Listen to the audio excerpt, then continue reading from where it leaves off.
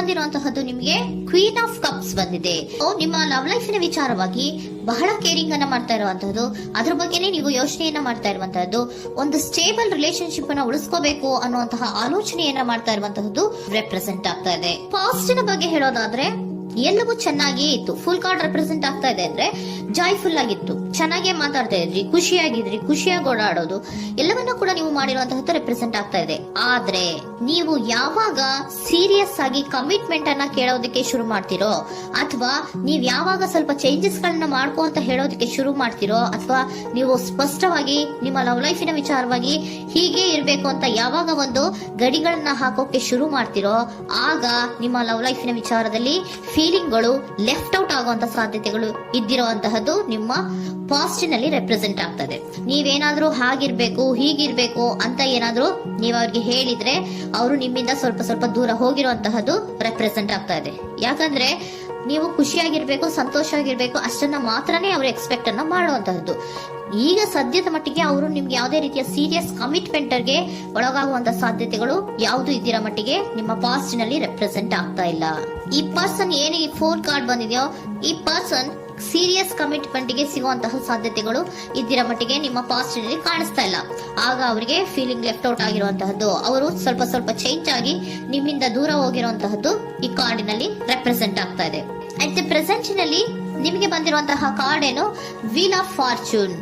ಬದಲಾವಣೆಯ ಮಾರ್ಗವನ್ನ ನೀವು ಹಿಡಿಬೇಕು, ಅಂದ್ರೆ ಬದಲಾವಣೆ ಆಗ್ಬೇಕು. ನೀವು ಅವರು ಸೀರಿಯಸ್ ಕಮಿಟ್ಮೆಂಟ್ ಅನ್ನ ಕೇಳಿದಾಗ ಅವರು ನಿಮ್ಮಿಂದ ದೂರ ಹೋಗಿದ್ದಾರೆ ಅಂದ್ರೆ ನೀವೇನ್ ಮಾಡ್ಬೇಕು, ಅಟ್ ಪ್ರೆಸೆಂಟ್ ನಲ್ಲಿ ಬದಲಾವಣೆಯ ಮಾರ್ಗವನ್ನ ಹಿಡಿಬೇಕು. ಬದಲಾವಣೆಯ ಮಾರ್ಗವನ್ನ ಮಾಡ್ಕೊಳಕ್ಕೆ ಹೋಗ್ತೀರಾ, ಆದ್ರೆ ನಿಮ್ ಕೈಲಿ ಆಗ್ತಾ ಇಲ್ಲ.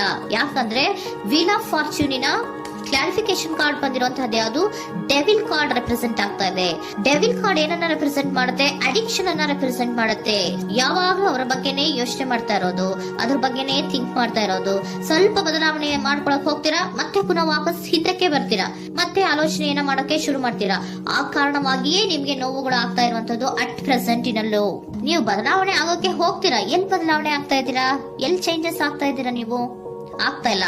ಯಾಕೆ ಹೇಳಿ, ನಿಮ್ಮಲ್ಲಿ ಅಡಿಕ್ಷನ್ ಗಳು ರೆಪ್ರೆಸೆಂಟ್ ಆಗ್ತಾ ಇದೆ. ತುಂಬಾ ಅಡಿಕ್ಷನ್ ಇರೋದ್ರಿಂದ, ನಿಮ್ಮ ಲವ್ ಲೈಫ್ ನ ವಿಚಾರವಾಗಿ ನೀವು ತುಂಬಾ ಅಡಿಕ್ಟ್ ಆಗಿರೋದ್ರಿಂದ ನೀವು ಯಾವುದೇ ರೀತಿಯ ಬದಲಾವಣೆಯನ್ನ ನೀವು ಮಾಡ್ಕೋತಿಲ್ಲ.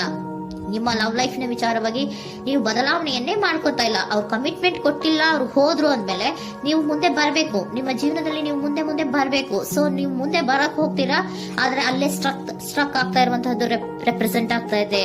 ನೀವ್ ಯಾವಾಗ ಅಡಿಕ್ಷನ್ ಗಳನ್ನ ಜಾಸ್ತಿ ಮಾಡ್ಕೋತಿರೋ ಅಬ್ಸೆಷನ್ ಆಗತ್ತೆ. ಯಾವಾಗ ನಿಮ್ಮಲ್ಲಿ ಅಬ್ಸೆಷನ್ ಗಳಾಗಕ್ಕೆ ಶುರು ಆಗುತ್ತೋ ಆಗ ನಿಮ್ಮ ನೋವುಗಳು ಜಾಸ್ತಿ ಆಗುತ್ತೆ. ಕಣ್ಣೀರಿಡೋದು, ನೋವನ್ನ ಪಡೋದು, ಸಂಕಟ ಪಡೋದು, ಪದೇ ಪದೇ ನೆನಪಿಸ್ಕೊಳ್ಳೋದು, ಅಳೋದು, ಆಗದೇ ಇಲ್ವೇನೋ ನನಗೆ ಅನ್ನುವಂತಹ ರೀತಿಯಲ್ಲಿ ಅಟ್ ಪ್ರೆಸೆಂಟ್ ನಲ್ಲಿ ಕೆಲವೊಬ್ರು ಇರುವಂತಹದ್ದು ರೆಪ್ರೆಸೆಂಟ್ ಆಗ್ತಾ ಇದೆ. ನೆಕ್ಸ್ಟ್ ಕಾರ್ಡ್ ಬಂದಿರುವಂತಹದ್ದು ಯಾವುದು, ಕ್ವೀನ್ ಆಫ್ ಪೆಂಟಿಕಲ್ಸ್ ಬಂದಿದೆ. ಸೊ ಕ್ವೀನ್ ಆಫ್ ಪೆಂಟಿಕಲ್ ಏನನ್ನ ರೆಪ್ರೆಸೆಂಟ್ ಮಾಡುತ್ತೆ, ನಿಮ್ಮನ್ನ ನೀವು ಗಮನವನ್ನ ಕೊಡಬೇಕು, ನಿಮ್ಮ ಕಡೆಗೆ ನೀವು ಹೆಚ್ಚು ಗಮನವನ್ನ ಕೊಡಬೇಕು. ಅವ್ರು ನಿಮ್ಗೆ ಸೀರಿಯಸ್ ಕಮಿಟ್ಮೆಂಟ್ ಕೊಡ್ಲಿಲ್ಲ, ಫೀಲಿಂಗ್ ಲೆಫ್ಟ್ ಔಟ್ ಆಯ್ತು, ಅವರು ದೂರ ಆಯ್ತು, ಹೋದ್ರು ಅಲ್ವಾ. ಸೊ ನೀವೇನ್ ಮಾಡ್ಬೇಕು, ನೀವು ನಿಮ್ ಕಡೆಗೆ ಗಮನವನ್ನ ಕೊಡಬೇಕು. ವೀಲ್ ಆಫ್ ಫಾರ್ಚೂನ್ ಅಂದ್ರೆ ಏನು, ನೀವು ಬದಲಾವಣೆಯ ಮಾರ್ಗವನ್ನ ಹಿಡಿಬೇಕು. ಬದಲಾವಣೆಯ ಮಾರ್ಗವನ್ನ ಮಾಡ್ಕೊಳ್ಳೋದಕ್ಕೆ ಹೋದ್ರೂ ಕೂಡ ಮತ್ತೆ ವಾಪಸ್ ಹಿಂದೆ ಬರೋದು, ಮತ್ತೆ ಅಡಿಕ್ಷನ್ ಆಗೋದು, ಮತ್ತೆ ನೆನಪಿಸ್ಕೊಳ್ಳುವಂತಹದ್ದು, ಮತ್ತೆ ನೋವನ್ನ ಪಡುವಂತಹದ್ದು ನಿಮ್ಮಲ್ಲಿ ರೆಪ್ರೆಸೆಂಟ್ ಆಗ್ತಾ ಇದೆ. ನೀವು ಈ ಅಡಿಕ್ಷನ್ ಗಳಿಂದ ನೀವು ಆಚೆ ಬರಬೇಕು ಅಂದ್ರೆ ನಿಮ್ಮನ್ನ ನೀವು ಬ್ಯುಸಿಯಾಗಿ ಇಟ್ಕೋಬೇಕು.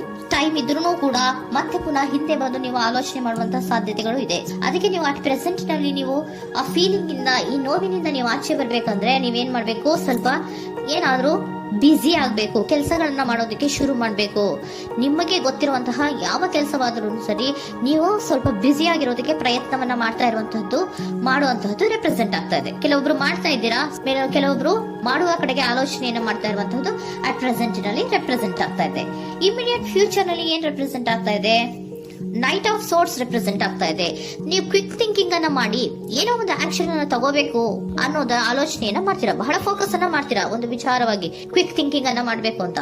ಮತ್ತೆ ಪುನಃ ಏನ್ ಮಾಡ್ತೀರಾ, ನಿಮ್ಮ ಮುಂದೆ 2 ಆಪ್ಷನ್ಗಳು ಬಂದ್ಬಿಡುತ್ತೆ. ಯಾವ್ದ್ ಮಾಡ್ಲಿ, ಹೇಗ್ ಮಾಡ್ಲಿ, ಏನ್ ನನ್ ಕೈಲಿ ಆಗ್ತಾ ಇಲ್ವಲ್ಲ ಮರೆಯೋದಕ್ಕೆ, ಮುಂದೆ ಹೋಗೋಣ ಅಂತೀನಿ, ಮತ್ತೆ ಏನಿದು ಕನ್ಫ್ಯೂಷನ್ ಅಂತ, ಮತ್ತೆ ಕನ್ಫ್ಯೂಷನ್ ಅಲ್ಲಿ ಇರುವಂತಹದ್ದು ಇಮಿಡಿಯೇಟ್ ಫ್ಯೂಚರ್ ನಲ್ಲಿ ರೆಪ್ರೆಸೆಂಟ್ ಆಗ್ತಾ ಇದೆ. ನೀವೇನ್ ಮಾಡ್ಬೇಕು, ಈ 2 ಆಯ್ಕೆಗಳಲ್ಲಿ ನಿಮಗೆ ಯಾವ ಆಯ್ಕೆ ಬೇಕು ಅನ್ನೋದನ್ನ ಫಸ್ಟ್ ಆಲೋಚನೆಯನ್ನ ಮಾಡಿ ನಂತರ ನಿರ್ಧಾರವನ್ನ ಮಾಡಬೇಕಾಗುತ್ತೆ. ಡಿಟರ್ಮಿನೇಷನ್ ಅಂಡ್ ಡೈರೆಕ್ಷನ್, ನಿರ್ಣಯವನ್ನ ಮಾಡಿ ಅದೇ ದಾರಿಯಲ್ಲಿ ನೀವು ಮುಂದೆ ಹೋಗ್ಬೇಕು. ಈ ಆಲೋಚನೆಯನ್ನ ಮಾಡಬೇಕು. ಆ ರೀತಿಯ ಆಲೋಚನೆಯನ್ನ ಮಾಡಿದ್ರೆ ಇನ್ ನಿಯರ್ ಫ್ಯೂಚರಿನಲ್ಲಿ ನೀವು ಆ ರೀತಿ ಆಲೋಚನೆಯನ್ನ ಮಾಡಿದ್ರೆ ನಿಮ್ಮಲ್ಲಿ ಒಂದು ಪಾಸಿಟಿವ್ ಚೇಂಜಸ್ ಗಳಾಗುತ್ತೆ. ಸ್ಟಾರ್ ರೆಪ್ರೆಸೆಂಟ್ ಆಗ್ತಾ ಇದೆ, ಕೆಲವೊಂದು ರೀತಿಯ ಪಾಸಿಟಿವ್ ಚೇಂಜಸ್ ಗಳು ಆಗತ್ತೆ. ನಿಮ್ಗೆ ಏಂಜಲ್ ಗೈಡೆನ್ಸ್ ಏನ್ ಕೊಡ್ತಾರೆ ಅನ್ನೋದನ್ನ ನೋಡೋಣ. ನಾಟ್ ದ ರೈಟ್ ಟೈಮ್, ಇದು ಕರೆಕ್ಟ್ ಆಗಿರುವಂತಹ ಟೈಮ್ ಅಲ್ಲ. The situation will improve, situation ಅನ್ನೋದು ಇಂಪ್ರೂವ್ ಆಗುತ್ತೆ ಯಾವಾಗ, ಇಫ್ ಯು ಬಿಲೀವ್, ನೀವು ನಂಬಿಕೆ ಇಟ್ಟಾಗ ಮಾತ್ರ ಸಿಚುಯೇಷನ್ ಅನ್ನೋದು ಇಂಪ್ರೂವ್ ಆಗುವಂತಹದ್ದು. ಏನೀಗ ಬೇಜಾರಿನಿಂದ ಇದ್ದೀರಲ್ಲ, ಈ ನೋವು ಯಾವಾಗ್ಲೂ ಶಾಶ್ವತವಾಗಿ ಇರುವಂತಹದ್ದು ಅಲ್ಲ.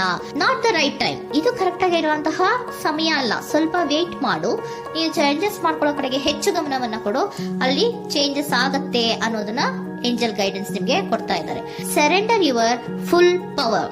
Your life is a calling for you to step into your full power rather than playing it small. ನೀವು ಧೈರ್ಯವಾಗಿ ಒಂದು ಹೆಜ್ಜೆಯನ್ನ ಮುಂದಕ್ಕೆ ಇಡಬೇಕು. ಸೊ ಮುಂದೆ ಹೋಗುವಂತಹ ಆಲೋಚನೆಯನ್ನ ಮಾಡಬೇಕು. ಪವರ್ ಇಂದ, ನಿಮ್ಮಲ್ಲಿರುವಂತಹ ಪವರ್ ಅನ್ನ ಯೂಸ್ ಮಾಡ್ಕೊಳ್ಳಿ. ಯಾಕೆ ನನ್ನಲ್ಲಿ ಏನಿಲ್ಲ, ನನ್ನ ಕೈಲಿ ಏನೂ ಆಗಲ್ಲ ಅಂತ ಯಾಕೆ ಕೂತಿದ್ದೀರಾ? ನೀವು ಏನ್ ಮಾಡ್ಬೇಕು, ಬಹಳ ಧೈರ್ಯದಿಂದ ಮುಂದಕ್ಕೆ ಹೋಗಿ ಅನ್ನೋದನ್ನ ನಿಮ್ಗೆ ಸರೆಂಡರ್ ಕಾರ್ಡ್ಗಳು ಕೂಡ ಹೇಳ್ತಾ ಇದ್ದಾರೆ.